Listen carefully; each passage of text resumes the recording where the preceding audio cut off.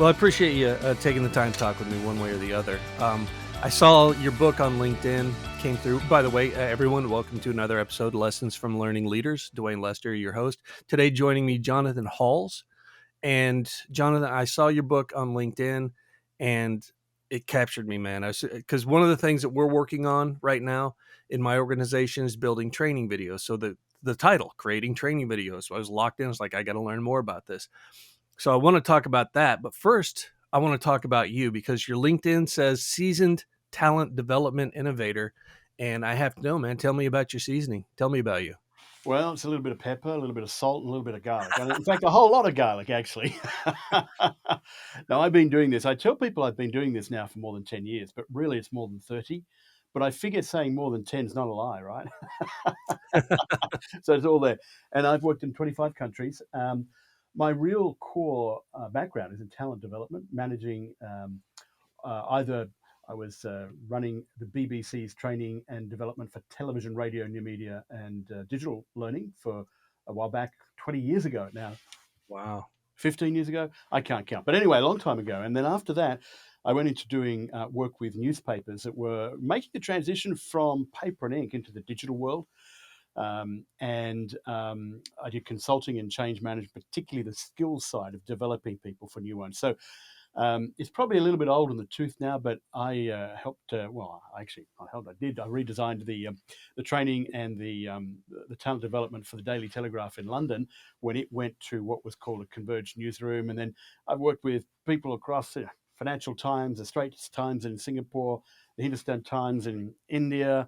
So I've kind of been around about the traps. So seasoned is an old way of saying a guy with old, leathery, worn out skin. I think that's probably what it really means. But everything's been focused on training and talent development and change and human performance. And I build my practice from a cognitive framework. And I started my career back in the early 90s in broadcasting. I was a talk show host. And that's, of course, how I found myself at the BBC in the training department. So um, some people think of me as being the digital media guy because we did a lot of work on that. But probably 35% of my work is about media. I'm an adjunct professor at George Washington. I teach digital media there.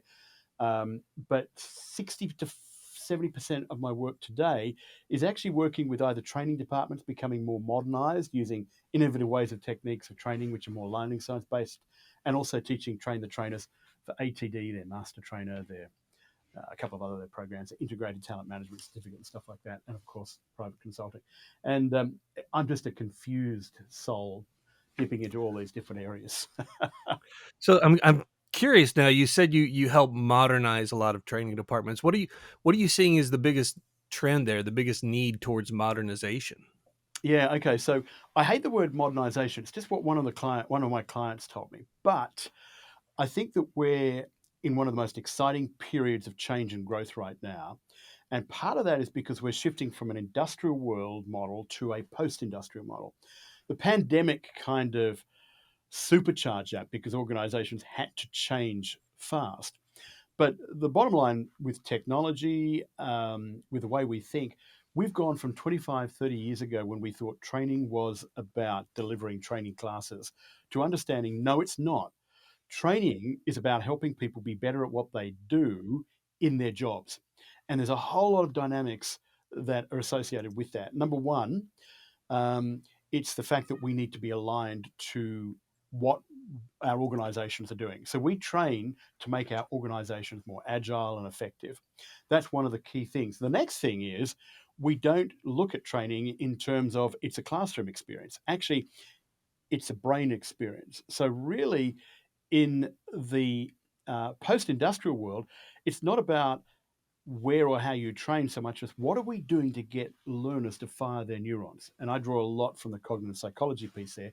And so that means we can do learning wherever anybody is, whenever they are, however they are, in whichever way they want to do it, which of course is what video comes into. But the key for us as we think about modernizing training is getting away from the PowerPoint presentation to the practice. And so if you think about learning, and this is one of the things I talk about in my book, there's so many different ways to define learning, and we get kind of screwed up by it because our learning model is going to be influenced by our values our training, and our purpose. So I like to define learning as um, context based. So I would say workplace learning is the intentional process, not accidental, but intentional. I'm not saying learning can't happen by accident, but in our world, we are intentionally taking people through a process of building skills. And it's a building process. And so when we think about building skills, people say, well, what about knowledge? Well, I would defer to Bloom's taxonomy here. And I'm not a fan of Bloom's taxonomy, by the way, and I'm writing a book about that at the moment. But Bloom's and his committee said learning falls into three different domains: psychomotor, cognitive, and of course, affective.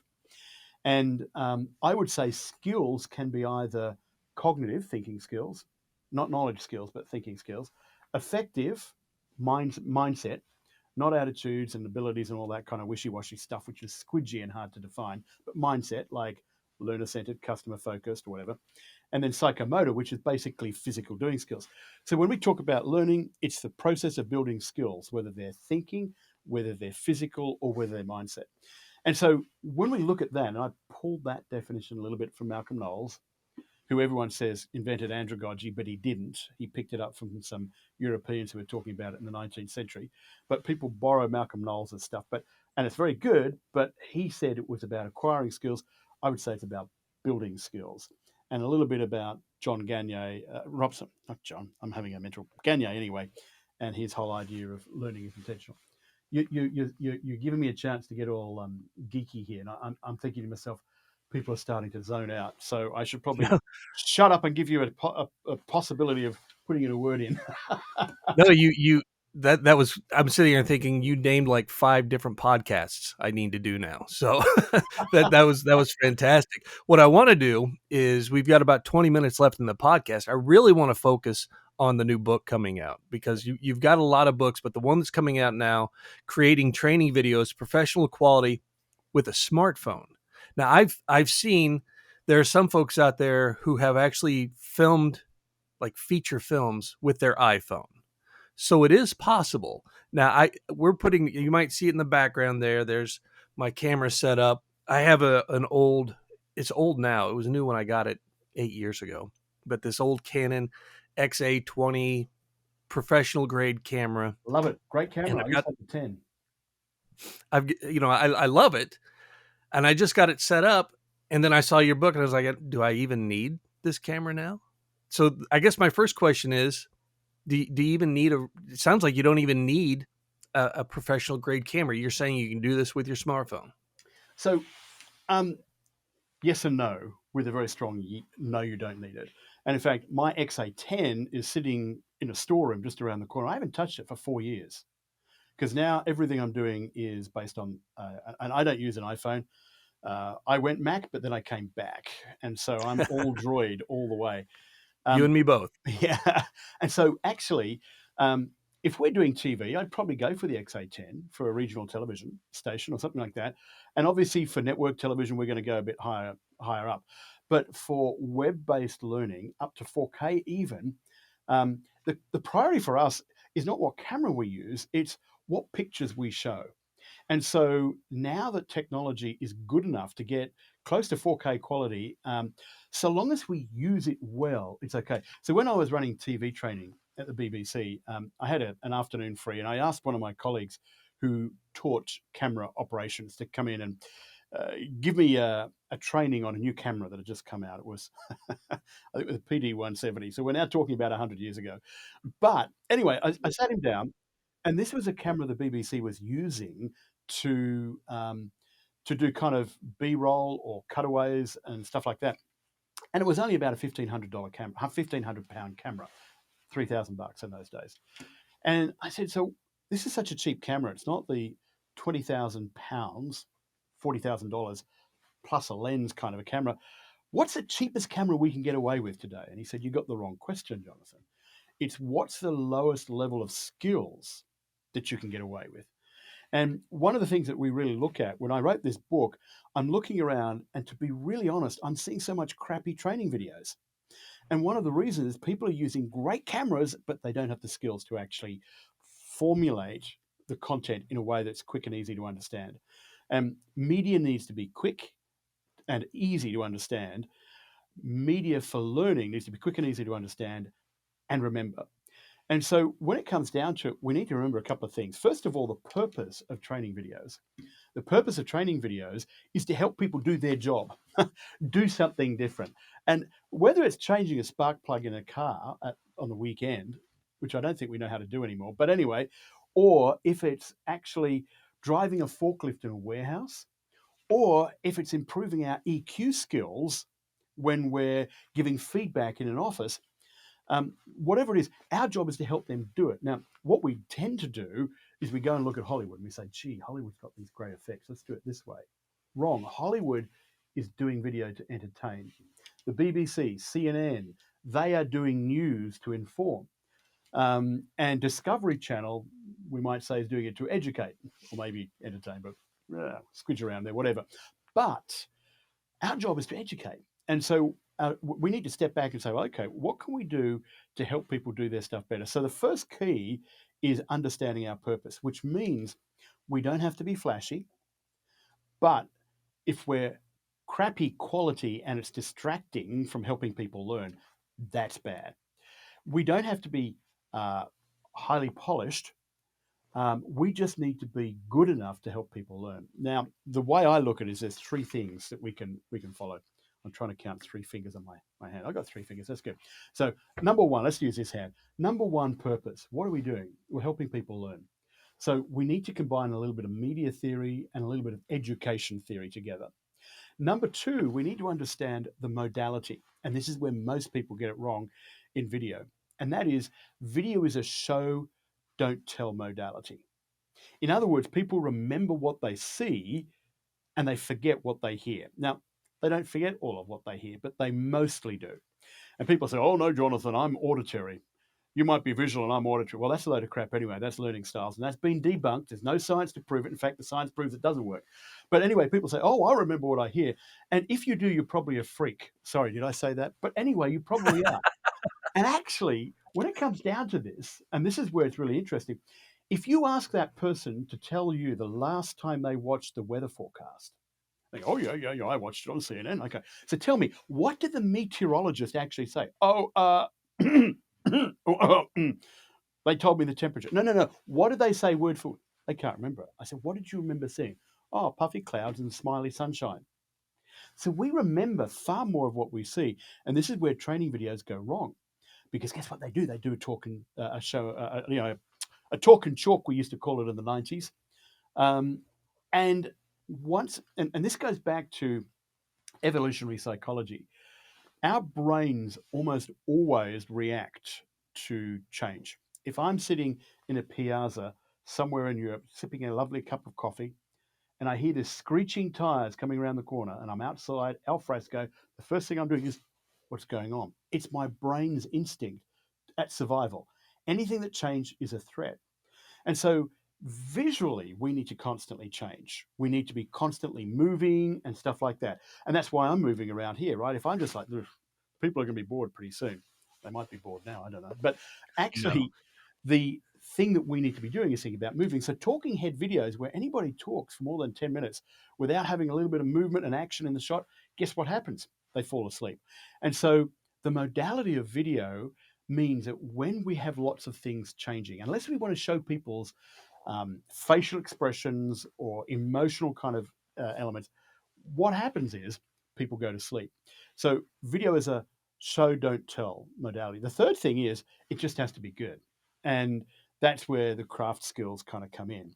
And when we're doing it, we need to do it fast. So I tell folks, if you're going to create good video, you probably need to allow 3 to 4 hours for every final minute of packaged content.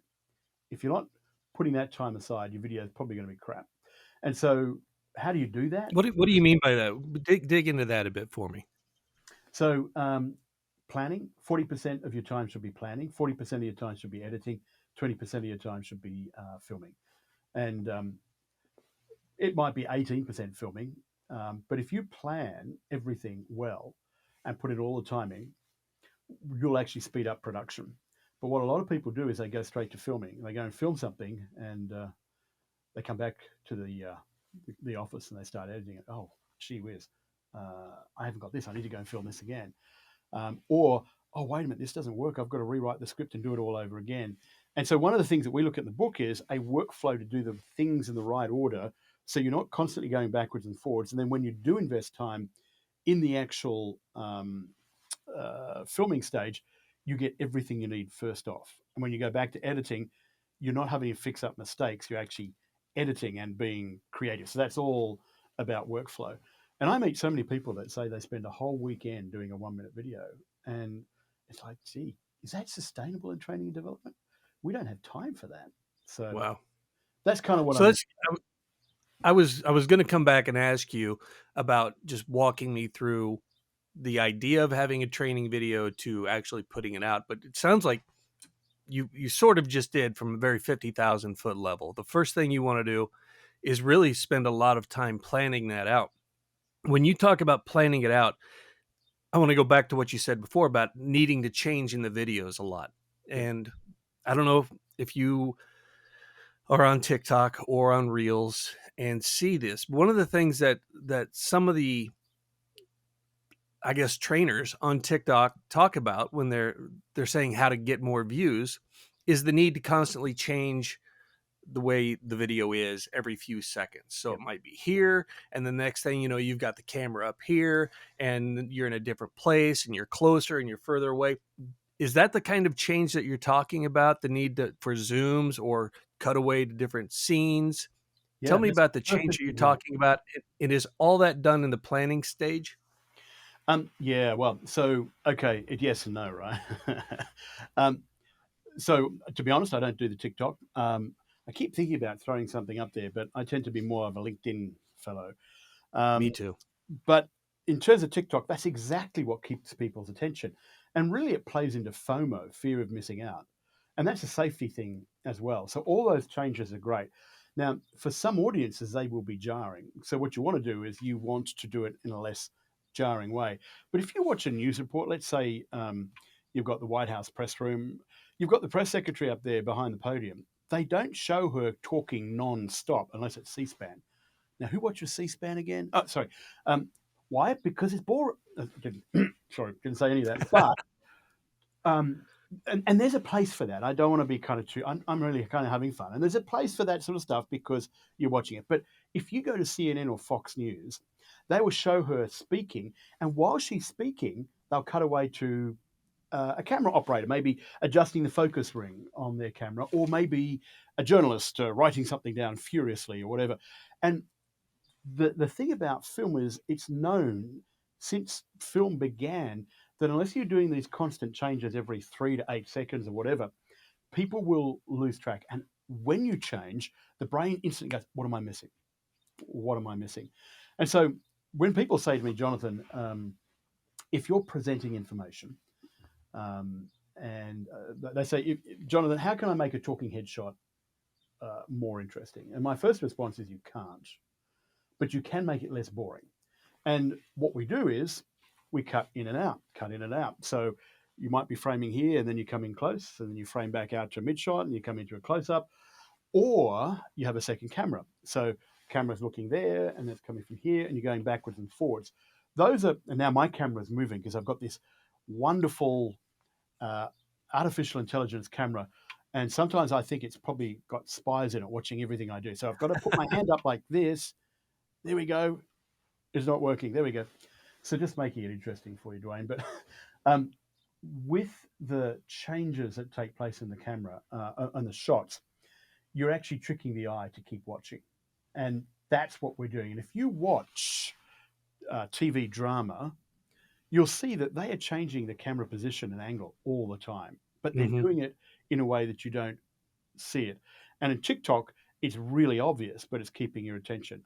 I would say in training videos, I would urge making technique invisible because the instant people notice those changes, they're talking about the changes and not talking about the content.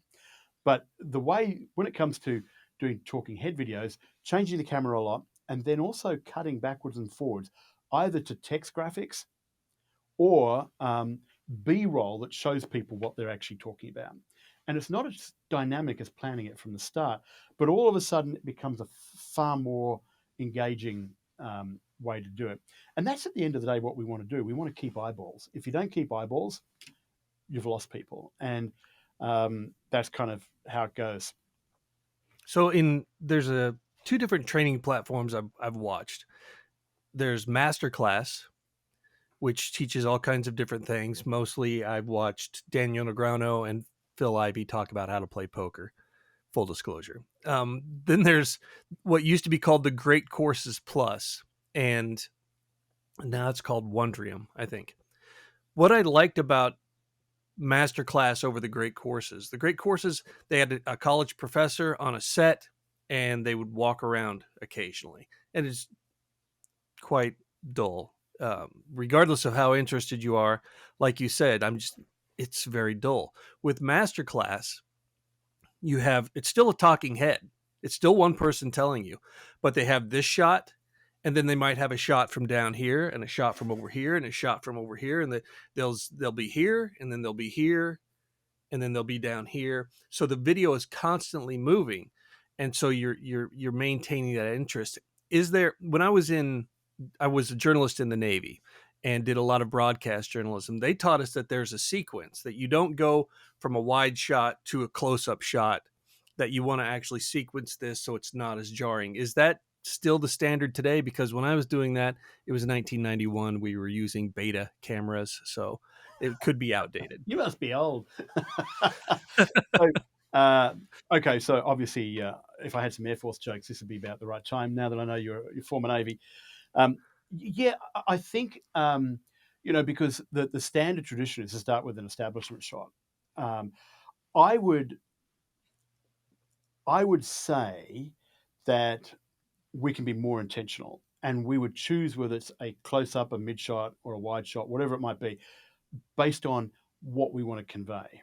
And so, if it's important to the story to convey emotion, we're going to come in close because a close up or a mid shot. In fact, a close up is generally not a good idea in my book, um, because I think it's too close. The camera is like the person, the eye of the camera is the eye of the viewer, and people don't generally stand close. So my inclination is to be thinking about what am I trying to convey, and then make that choice rather than following a formula. But you might be referring to the three shot and the three shot and the five shot formula, where you do an action and you do five shots and three shots of the same action, and you edit them together to keep them interesting. We talk about that in the book, and they're great. It just depends on how intentional you kind of want to be. I'm waving my arms too much because now my camera has picked up the nonverbal signal and the No artificial worries. intelligence. Let me do that. This is saying hello, and now it's not. There we go. It's not moving. That's good. So how much you said that 40% of your time is in planning. What are the kinds of things that you should be planning out besides the shots? Okay. Never start a video without writing a learning objective. If you do not know what your learning objective is before you start, you'll change your narrative, you'll change the structure 50 times. So, like any learning design, start with learning objective first. Once you've got the learning objective set down, I suggest that people figure it out and say, "Hey, what do you need to do? What do you need to know? And what kind of mindset do you need to do this skill well?" Once you figure that out, you step back and you say, "You know what? Before I even invest any more time in video, now that I know this topic inside out, is it actually a video topic?" You see, if it's not something visually I need to show, if I'm going to talk about it, maybe it's a podcast. And I'll save a lot of time and money by just recording a podcast. Maybe it's detailed information, like HR policy or tax law. Well, I'm going to give you a written handout, because a written handout is far more effective, because we don't do detailed information very well in video. So the first thing is, before you even go on, kind of figure out whether or not video is going to be good. Now, here's the thing. Your boss might say it's got to be video, whatever you do. So you're going to do a talking head. That's fine. But then you just got to think about how to make it more interesting. Once that's done, then start thinking, how would I structure this?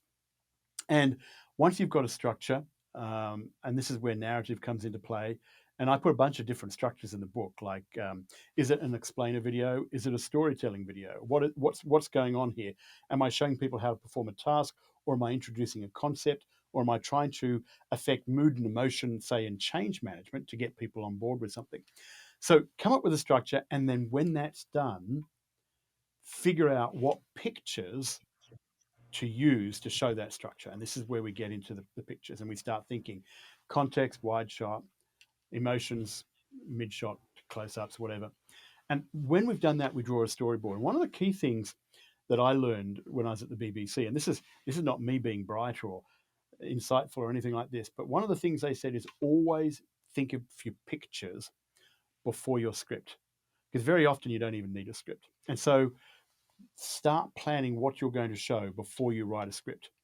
Whatever you do first is going to influence what you do afterwards. So if you write a script, you're going to have this great script, and you're going to spend most of your time trying to find pictures to fit the words. So now the words are in charge. But video is a visual modality. If we start with pictures, pictures are in charge. And then we will go and find words that support the pictures, and when we write to pictures. So when you've done all that, then you start doing your basic planning. Things like copyright, getting permission from people, scouting the location, all that. And then you prepare it, get your cameras ready, make sure you've got plenty of charge on your phone and maybe a backup phone charger as well. And you go out there and you film it. And if you have planned it well, and you will have done a shot plan, that filming should not take very long, because you know exactly what you want. And having planned your storyboard, you're not out there going, oh, gee, should you walk from this side to that side? Or, oh, no, you've worked that out. You just go in there straight, and then you focus. Instead of all those other things that can be kind of planned, you focus on getting the right shot. Now, there's going to be things that you change, and that's cool. But the more planned you are, the less time it takes. And there's that old, I think it's Lean Six Sigma, is it? They talk about go slow to go fast. Mm-hmm. And the better planned you are, and it's a pain in the butt doing the planning, because all you want to get out there is film it and edit. But actually, the more planning we do, the easier it is to get these good shots. And so they're the sorts of things that I would kind of be thinking about, and really be 100% focused on what the intention of the video is before you do anything. There is that mentality of we have to go now, we have to go do. And then what is not, I think a lot about what is seen and what is not seen. What is seen is we're doing stuff. What is not seen is all the stuff we wouldn't have to do if we'd planned properly. All the waste that is created because of this urgency to go do, but not plan first. And I really appreciate the fact that you put such an emphasis on planning things out first. I don't want to give away the whole book. I want people to buy this book. I'm going to buy this book. I'm going to encourage my team to buy this book, because we're creating training videos like we're going to be. We should be doing it right. And why not learn from someone who is as seasoned as you are? So I appreciate that. Amazon, is it for sale now, or do you Yep. pre-order? When's it coming out? It actually came out on Tuesday, and we're stoked because it came out as the #1 top best new seller in the video category. So I don't know if somebody had to pay for that. Call me a cynic. Maybe that my days in journalism make me too cynical. But no, we're stoked, and it's going well. I think it's almost sold out, actually. But the Amazon says more copies are coming soon. So yeah. Can I just say Excellent. real quick? Excellent. I love your Certainly. word waste, and I think that captures what planning is all about. The planning actually stops waste, and I've never really thought about that word. So I'm gonna borrow that now from you, because this is what we're doing. We're saving waste. You're welcome to have it. Listen, I appreciate you taking the time. Some great insights here. And like I said, I'm going to buy the book. I encourage everyone else to buy the book. And I'll have it linked on the Substack so people can go right to it there. But I appreciate your time. Thank you for doing this. And for everyone listening, like Bob Pike used to say, I hope you go out there, add value, and make a difference. Thanks.